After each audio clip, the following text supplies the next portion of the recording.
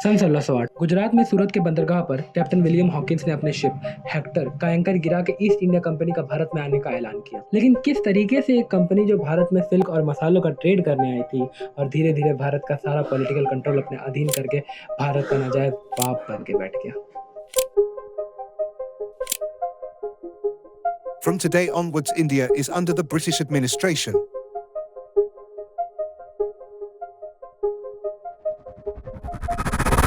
India संस्कृति और परंपराओं का देश, वो देश जिसने जीरो का आविष्कार किया, चेस जैसा पॉपुलर गेम भारत ने दिया।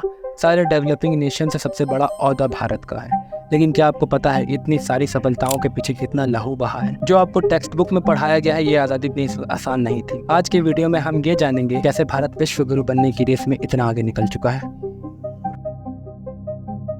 31 दिसंबर सन 1600 दो ब्रिटिशर्स थॉमस स्माइथ और जॉन वाट्स के द्वारा बनाई गई एक कंपनी ईस्ट इंडिया कंपनी, एक ऐसा काल जिसने भारत को लगभग 200 साल तक तड़पाया। इनका मेन मोटिव तो सिल्क और मसालों का ट्रेड ही था, लेकिन जब इन्होंने अपने बाप जैसे दिखने वाले ट्रेड पोस्ट जैसे कोलकाता, मुंबई और चेन्नई एस्टेब्लिश किए, फिर जैसे जैसे टाइम गुजरता गया ब्रिटिश ने देखा कि इनके पास सिर्फ एक बिजनेस नहीं बल्कि पावर और कंट्रोल दोनों आने लगा है। 1757 की बैटल ऑफ प्लासी के मैदान में जब सिराजुद्दौला की पूरी शक्ति एक अद्भुत ध्वनि के साथ धरती पे गिर गई और रॉबर्ट क्लाइव के सामने उसने अपने जमीन की आखिरी किरण को भी छोड़ दिया, तब एक ऐसा मोड़ आया जो इतिहास को नए रंग दे गया। सिराजुद्दौला की तलवारों की चमक एक जोरदार ध्वनि के साथ मिट गई और ब्रिटिश के जीत के साथ एक नए कॉलोनियल युग का आगमन हुआ। यहीं से ब्रिटिश का राजनीतिक सत्ता में आगमन हुआ। शुरुआत में तो ब्रिटिशर्स ने अपना असली इरादा छुपाकर सिर्फ व्यापारियों के रूप में आना जरूरी समझा, लेकिन उनका नशा धन और शक्ति पर काबू पा चुका था। 1757 में प्लासी का युद्ध हुई, जिसमें सिराजुद्दौला बंगाल का नवाब एक गद्दार के हाथ और ब्रिटिश गुनाहों के दामन में दब गया। यहीं से ब्रिटिश का असलियत का नंगा नाच शुरू हुआ।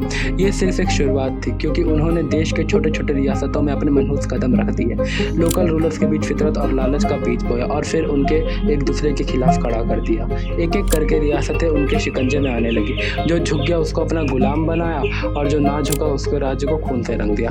1857 में भारत की मिट्टी में एक आग भड़ गई। पहला स्वतंत्रता संग्राम से अंग्रेजी हुकूमत को एक आखिरी झटका देने की कोशिश की, लेकिन उनका रंगीला सपना एक दर्दनाक हकीकत में तब्दील हो गया।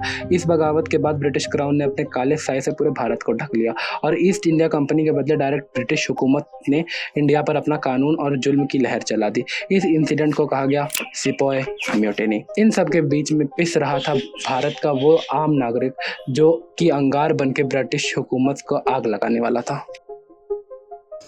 राष्ट्रवाद एक ऐसी भावना जो हर एक हिंदुस्तानी में आने के बाद ब्रिटिशर्स को खदेड़ा जा सकता था। अब हम लोग बात करेंगे उस समय की जब ब्रिटिशर्स ने असली एक्सप्लॉयटेशन शुरू किया, सन 1913 से 1918। इस समय पहला विश्व युद्ध हो रहा था। भारत का इन्वॉल्वमेंट ना होने के बावजूद यहाँ के सारे सामान के प्राइसेस हाई हो गए। विलेजर्स को सोल्जर सप्लाई करने का आदेश दे दिया गया। फोर्स रिक्रूटमेंट्स होने लगी और सोने पे सुहागा तो तब हुआ जब 1918 से 1919 और 1920 से 1921 में फूड की शॉर्टेज शुरू हो गई।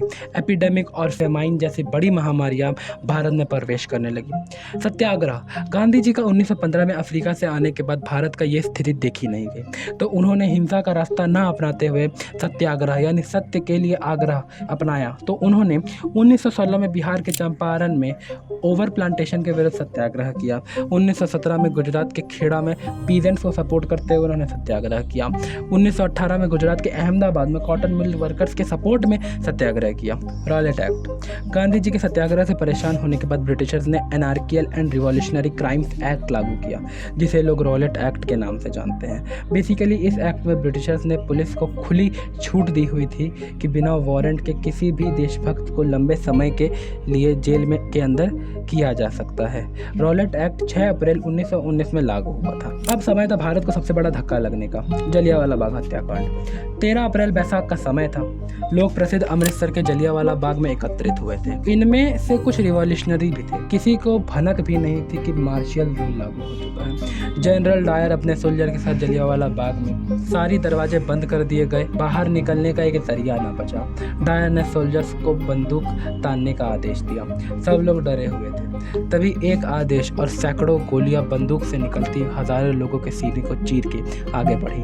भगदड़ बहुत तेज़ बढ़ गई। लोग अपनी जान बचाने के लिए कुएं में कूद गए। कुछ दब के मर गए और कुछ गोलियां खा के। कई बच्चों के सिर से माता पिता का साया हट गया। इसके बस एक ही जिम्मेदार थे, द ब्रिटिशर्स। अब भारत का हर एक नागरिक ब्रिटिशर्स को भारत से खदेड़ने की चाह में था।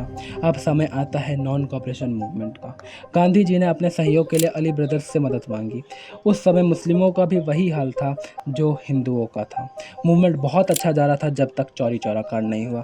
बेसिकली गांधी जी का उद्देश्य अहिंसा था, लेकिन गोरखपुर में हुए पुलिस के साथ क्लैश जिसमें कई जाने गई, तो गांधी जी ने फरवरी 1922 में खुद नॉन कॉपरेशन मूवमेंट को पीछे करने का आदेश दिया।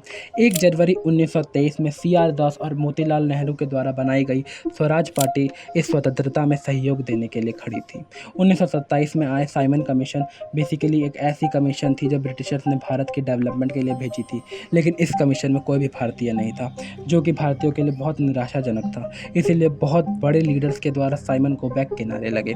26 जनवरी 1930 को इंडिया का फर्स्ट इंडिपेंडेंस डे माना जाता है, जिसमें इंडियंस को इंडिपेंडेंस तक स्ट्रगल करने की प्लेज ली जाती है।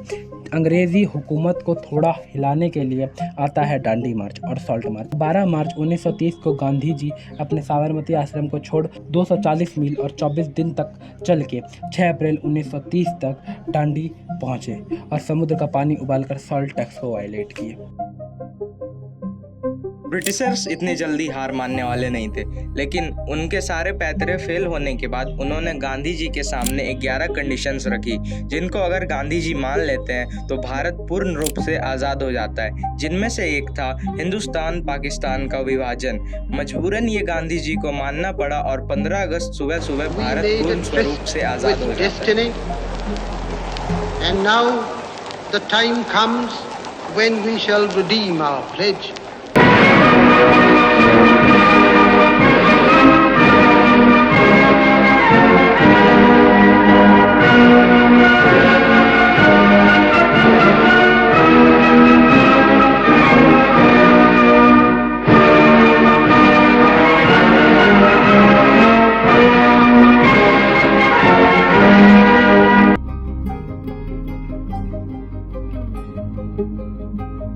भारत की आज़ादी एक महान संघर्ष की कहानी है, जिसमें हर एक कदम ने देश की तकदीर को बदल दिया। ब्रिटिशर्स ईस्ट इंडिया कंपनी का पहला कदम 1757 की बैटल ऑफ पलासी और 1857 का पहला स्वतंत्रता संग्राम, ये सब एक नई राह की तरफ ले जाने वाले मोड़ थे। जलियांवाला बाग की खून से भरी जमीन, गांधी जी का सत्याग्रह और डांडी मार्च के प्रभाव ने ब्रिटिशर्स को आखिरी वार दिया। 15 अगस्त 1947 को भारत ने अपनी आज़ादी का सपना सच किया और एक नए विकास और विरासत की कहानी शुरू की। यह आज़ादी सिर्फ एक जीत नहीं थी, यह एक उत्थान की कहानी थी जो हर एक नागरिक की हिम्मत और एकता से लिखी गई।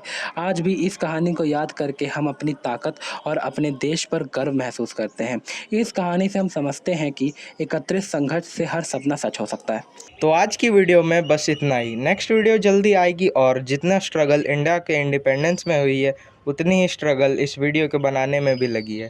तो अगर आपको वीडियो अच्छी लगी हो तो लाइक और शेयर ठोक दीजिए, महाकाल का दबा के लाइक और शेयर ठोक दीजिए, 5000 लौटे दिख जाना चाहिए। Please whatever. Please I want to reach 1 million likes. So please sarapakarai.